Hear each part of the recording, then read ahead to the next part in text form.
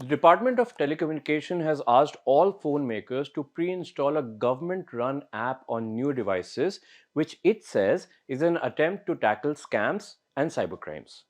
And this has triggered a national flashpoint with opposition parties, many cyber affairs experts, advocacy groups, and even members of the public expressing strong protests. What is this app supposed to do and what are the concerns around it? Let's take a look. In a private memo sent to phone makers on November 28, the government gave phone companies 90 days to ensure that the app, called Sanchar Saathi, is pre installed on new mobile phones. The DoT has also asked the companies to deploy software updates to install the app on devices that are already in use.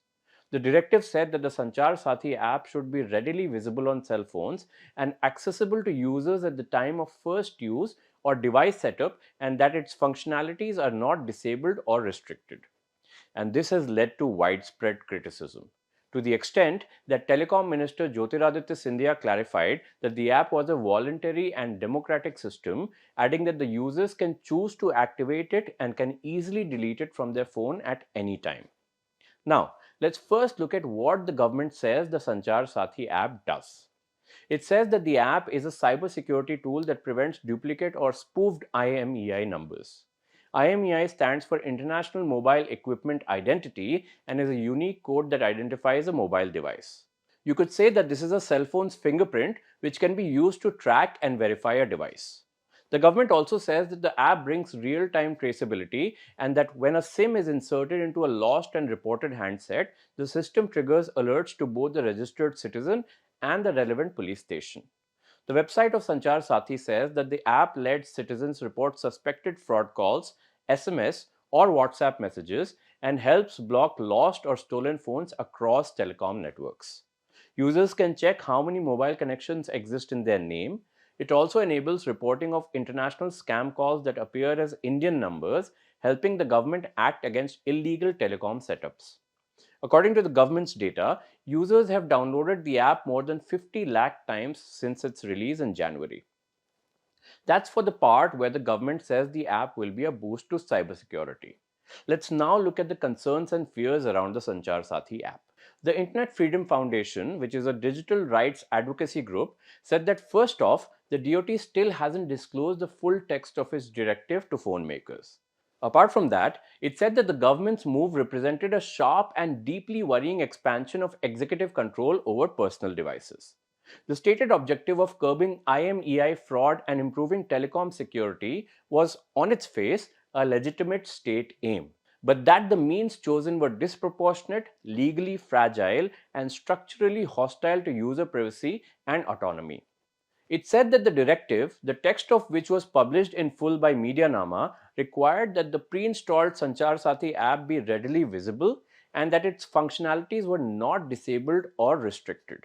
In plain terms, this converts every smartphone sold in India into a vessel for state mandated software that the user cannot meaningfully refuse, control, or remove, IFF said. The IFF also said that for this to work in practice, the app will almost certainly need system level or root level access. Root level access means having the highest level of control over a device or a system with permission to modify any file, setting, or function. It essentially gives complete administrative power, including actions that can affect security or system stability in a device. The IFF said that Sanchar Saathi could act as a permanent, non consensual point of access sitting inside the operating system of every Indian smartphone, and that this went against the Supreme Court's judgment on privacy. It added that the government's own ecosystem already offered less intrusive means to verify IMEI numbers and detect fake handsets, such as the Sanchar Saathi web portal, SMS based KYM, which is Know Your Mobile, among other things. And then it spoke of another fear, that today the app may be framed as a benign IMEI checker, but tomorrow, through a server side update, it could be repurposed for client side scanning for banned applications, flag VPN usage, correlate SIM activity, or trawl SMS logs in the name of fraud detection. And nothing in the order states, stops, or checks these possibilities. Now, what the IFF says about the directive is true if one is to go by the version of the document published by Medianama. It asks phone makers to follow its directives, but there is no mention of any safeguards about data, privacy, or device controls. Now, the concerns are not just about the government possibly creating a mechanism that could be used as a surveillance tool. There's another angle here. It's about how user information is handled. Such apps and platforms need to have very high levels of security to make sure that no third party can act maliciously. Remember the recent DigiYatra episode? The issue centers on a dispute between the DigiYatra Foundation and its former technology partner Data Evolve Solutions over ownership and control of the DigiYatra platform's core software and passenger data. Data Evolve claimed it built and owned the central ecosystem, while DYF argued that it was merely a contracted vendor. The Delhi High Court intervened, restricting Data Evolve's access to all biometric and passenger information.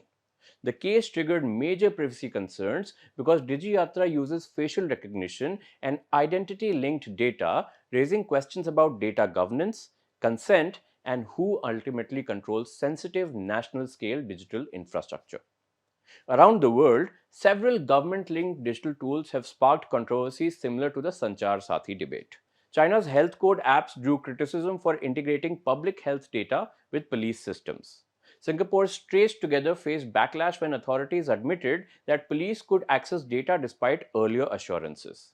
Russia's social monitoring app required quarantined citizens to send location selfies, raising surveillance concerns. Israel's Shin Bet phone tracking program was ruled unconstitutional for mass use. Australia's COVID Safe and the UK's initial NHS app versions were criticized for centralized data storage. All these cases reflect tensions between security measures and citizens' privacy, consent, and digital rights. After the Sanchar Saathi controversy broke out on Tuesday, tech policy website Medianama said that if the DOT's aim is to monitor and prevent cybercrime, the app falls short of being a comprehensive solution because it only allows users to report fraud or spam calls and messages, block lost devices, verify IMEIs, and flag spoofed international calls, but it cannot be used to file full cybercrime complaints. For that purpose, users still have to visit the government's National Cybercrime Reporting Portal. Medianama said that this raises a fundamental question. If cybercrime prevention is the objective, why mandate a limited telecom focused app instead of a full fledged reporting tool under the Ministry of Home Affairs Indian Cybercrime Coordination Center? Because there isn't one. If the government claims that preventing cybercrime is its priority, why should users or smartphone manufacturers believe the government when a basic mobile first application based cybercrime reporting system still doesn't exist? It said that the directive reflects a disregard for user consent, mirroring a practice already common in the smartphone industry through the use of bloatware and periodic forced installations. Now, an exclusive news report by Reuters said that phone maker Apple does not plan to comply with the government's mandate and that it will convey its concerns to officials. The report quoted a source as saying that Apple plans to tell the government that it does not follow such mandates anywhere in the world as they raise privacy and security issues for the iOS system. The government's move also caused an uproar in Parliament, with a number of MPs accusing the government of introducing an app that would act as a snooping tool. Rahul Gandhi said he planned to speak about the app in Parliament. The Congress has called for a rollback of the order. On platform X, the Congress's KC Venugopal said, Big Brother cannot watch us. The DOT, meanwhile, says that Sanchar Saathi continues to empower citizens and safeguard digital assets in line with the Digital India vision. It says that the achievement underscores the transformative impact of digital technologies, vigilant police forces, and dedicated DOT teams in building a secure, citizen centric digital ecosystem.